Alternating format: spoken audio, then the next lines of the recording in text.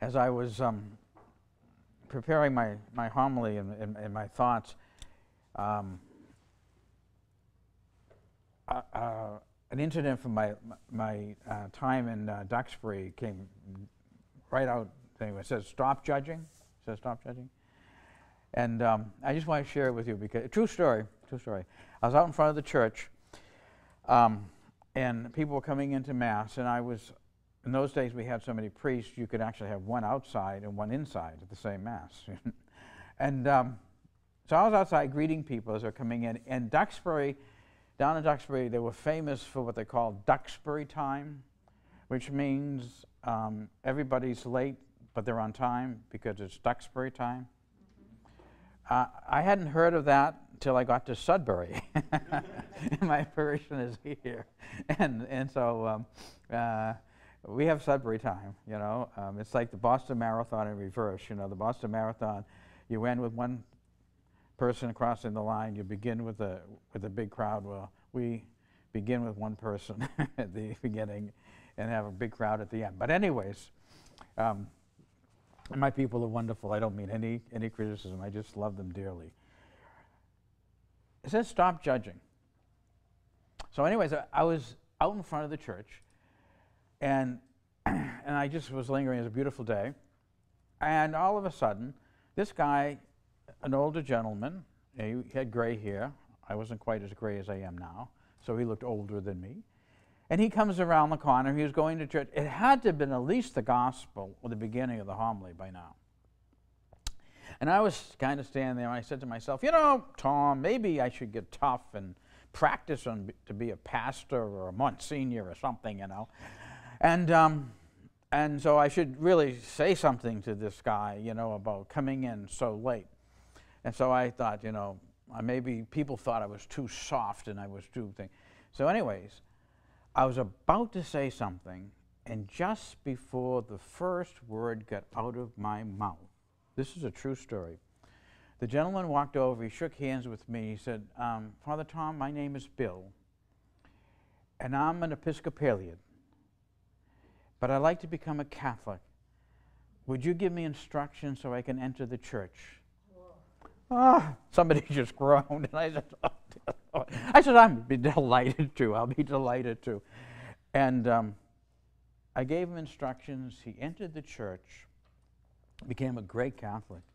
He has since died, but he was head of the parish council. Wonderful, wonderful man. And I remember as I left the front of the church and went back to the rectory, I could kind of sense God giving me one of those dope slaps. Like, remember that, Tom.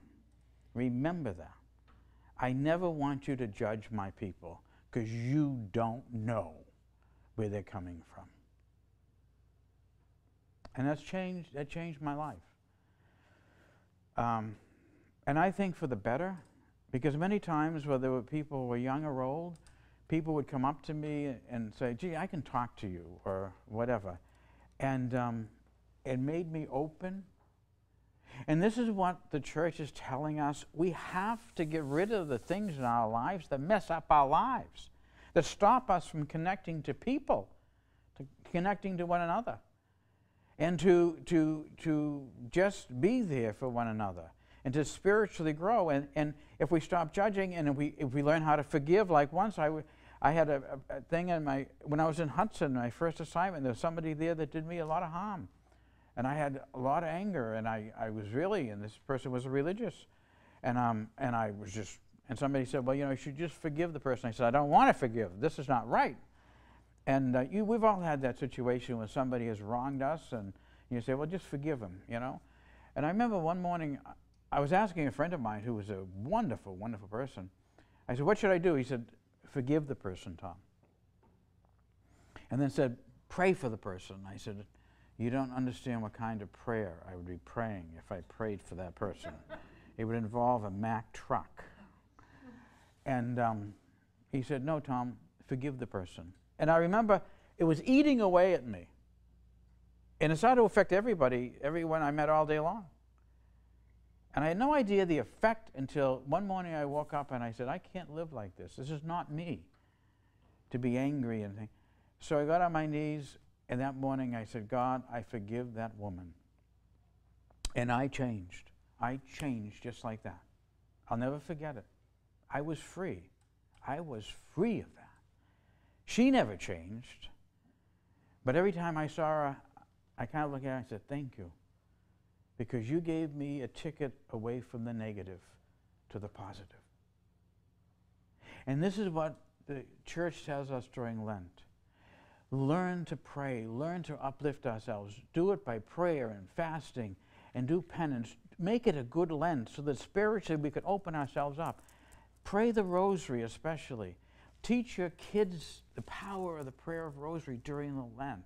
And if they don't have rosaries, buy them rosaries. Get them, put them in your own pocket. Have them as your spiritual companion throughout life.